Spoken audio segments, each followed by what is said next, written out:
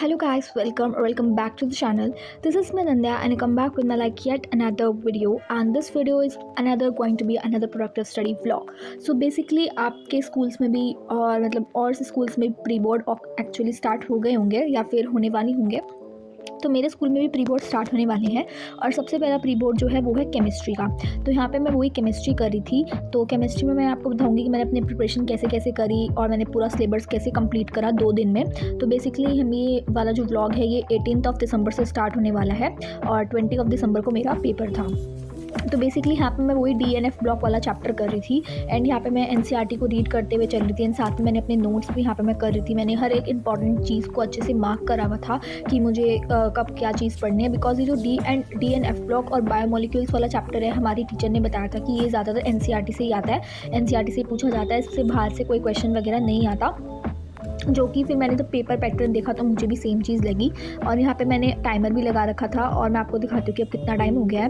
तो बेसिकली मेरे को पढ़ते पढ़ते सिर्फ 2:26 मिनट हो गए हैं और अभी बस मेरे पास थोड़ा सा ही टाइम बचता है। तो उसके बाद मतलब मैंने 3 घंटे का लगाया था, तो मैंने सोचा थोड़ा सा और पढ़ लेती हूँ मैं। तो यहाँ पे मैं फिर से यही वाला DNF ब्लॉक वाला चैप्टर कर रही थी एंड ना बार बार ना मेरे को उस चैप्टर को क्रैम करते हुए बहुत ज़्यादा आलका सा आ रहा था, बिकॉज ये सिर्फ क्रैमिंग का चैप्टर है, इसमें तो कुछ समझने वाली चीज़ है ही नहीं। बस हाँ, 1-2 टॉपिक आपको समझने पड़ता है, बाकी हर चीज़ क्रैम करनी पड़ती है। तो इसलिए मैं बार बार अपनी जो है ना जगह को चेंज कर रही थी कि जिससे ना मेरे को मतलब मैं बोर ना हूँ और मेरे को आलकस ना आए। तो इस वजह से मैं यहाँ पे चेंज करते करते पढ़ रही थी और अभी भी मेरे पास 3 घंटे ख़त्म होने के लिए एक पूरा 1.5 घंटा बचा था।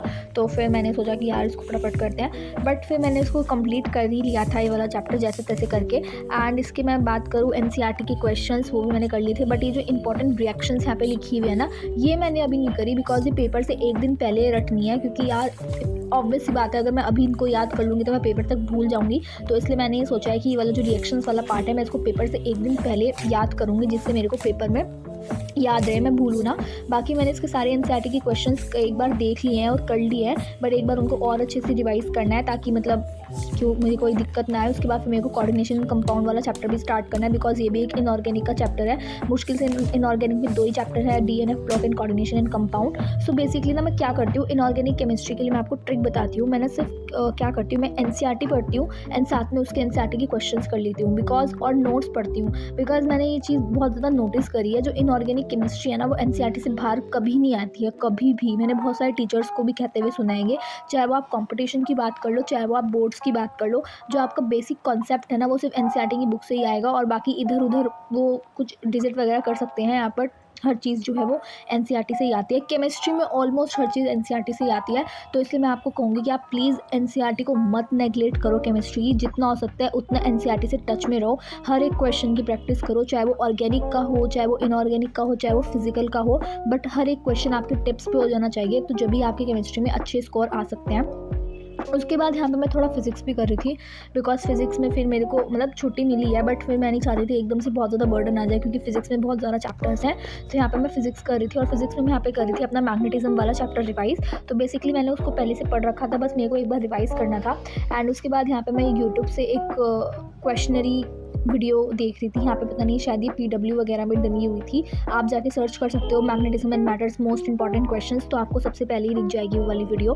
तो यस, यहाँ पे मैं वो वाली वीडियो के क्वेश्चन सॉल्व कर रही थी, बिकॉज अभी मेरे पास कोई क्वेश्चन बैंक नहीं है और फिजिक्स के न्यूमेरिकल्स तो मैं सच बताऊँ मैं कर ही नहीं पाती हूँ। मतलब यार हम पता नहीं मेरे को कोई अगर आपको पता है तो आप मेरे को प्लीज़ कमेंट में बता सकते हो कि मैं फिजिक्स में कैसे अपने आप को मतलब अपनी एक्यूरेसी बढ़ाऊँ क्वेश्चंस में। बिकॉज मैं एक बार को थ्योरी कर लेती हूँ, मुझे कॉन्सेप्ट समझ आ जाता है, फॉर्मूला मुझे पता है, बट न्यूमेरिकल्स नहीं समझ आते कि न्यूमेरिकल्स में हो क्या रहा है। न्यूमेरिकल्स इतना दिमाग घुमाते हैं क्या बताऊँ, और ये चीज़ मुझे सबसे ज़्यादा डर लगता है फिजिक्स में।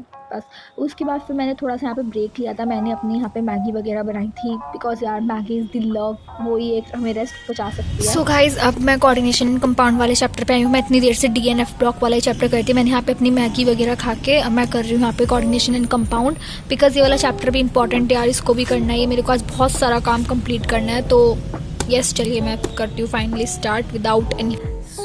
यस गाइस, अभी मैं आपको अपना सिलेबस अपडेट देती हूँ। सो बेसिकली अभी ना ऑलमोस्ट 4 बज गए और मैंने ना मतलब अपनी पूरी केमिस्ट्री एक बार पढ़ लिया, मतलब एक बार सारे चैप्टर्स मैंने देख लिया, अपने नोट्स वगैरह से देख लिया, और क्या बोलते हैं मैंने NCERT वगैरह भी थोड़ी रीड करनी रहती है।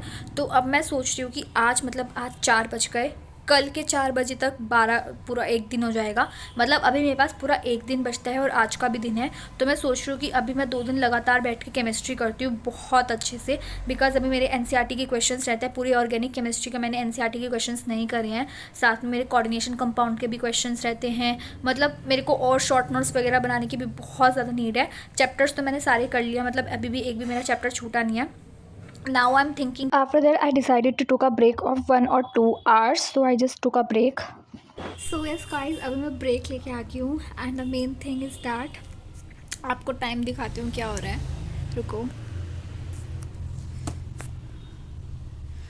टाइम इज़ 7:13 और लिटरली मतलब मेरे को ऐसा लग रहा था कि मैं आराम से पढ़ने बैठ जाऊँगी 6-5 बजे तक, बट मैं पूरे 2 घंटा लेट हो चुकी हूँ। 2 घंटे टाइम वेस्ट कर दिया है, बट चलो कोई बात नहीं। अब अगर मैं टाइम पे आ जाती तो फिर तो बात ही क्या थी, फिर तो मेरा अगर स्केड्यूल बिल्कुल ओके होता, बट ऐसा नहीं है। बट फिर भी मैं पढ़ने बैठ चुकी हूँ और ठंड बहुत ज़ोरों की हुई है, बट फिर भी मैं एक सेपरेट रूम में बैठी हूँ।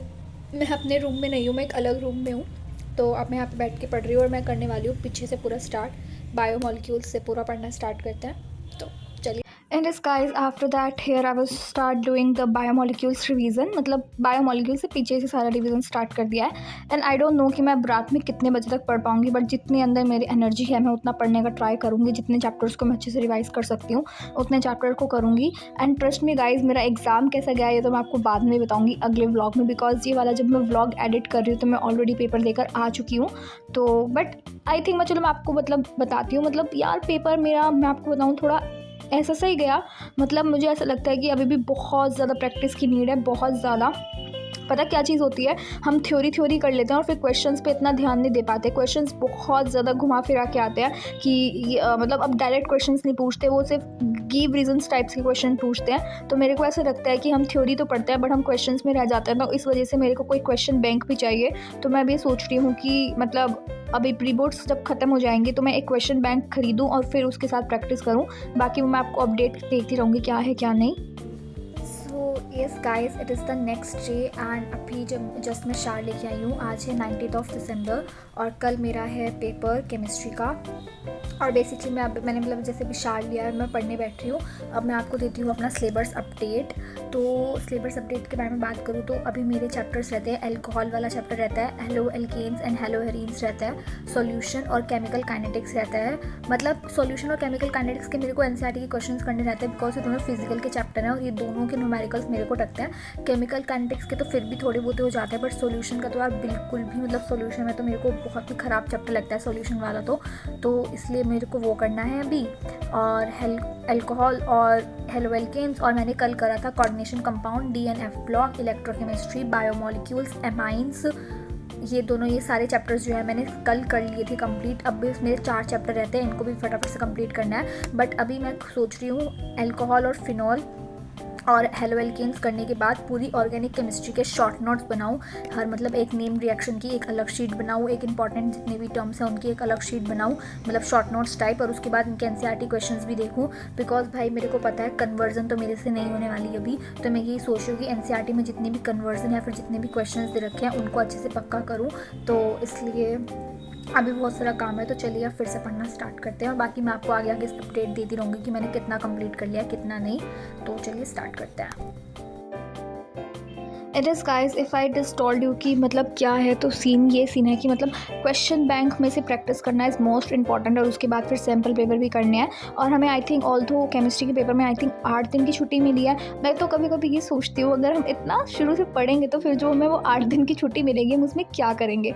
बट हाँ, ये गलत है भाई, बोर्ड्स के टाइम पर तो पढ़ना बेकार है, हमें वहाँ पर सिर्फ रिविज़न करना होता है। सो दैट्स वाई जब मेरे प्री बोर्ड्स ख़त्म हो जाएंगे तो मैं 1 जनवरी से क्वेश्चन बैंक की प्रैक्टिस करना स्टार्ट करूँगी।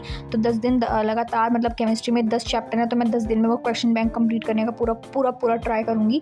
बाकी तो मैं आपके साथ वो वीडियो अपलोड करती रहूँगी, आपको बताती रहूँगी कि मेरी स्ट्रैटेजी क्या है क्या नहीं। And if I talk about my preparation for this exam, तो यहाँ पे मतलब मैं अच्छा खासा प्रिपेयर तो कर रही थी बट मैं क्वेश्चन उतने प्रैक्टिस नहीं कर पा रही थी। मैं सिर्फ अपने नोट्स वगैरह पढ़ रही थी, थ्योरी वगैरह देख रही थी और मुझे ऐसा लग रहा था कि ओ माय गॉड मैं तो सारे क्वेश्चंस ऐसे ही करी आऊँगी।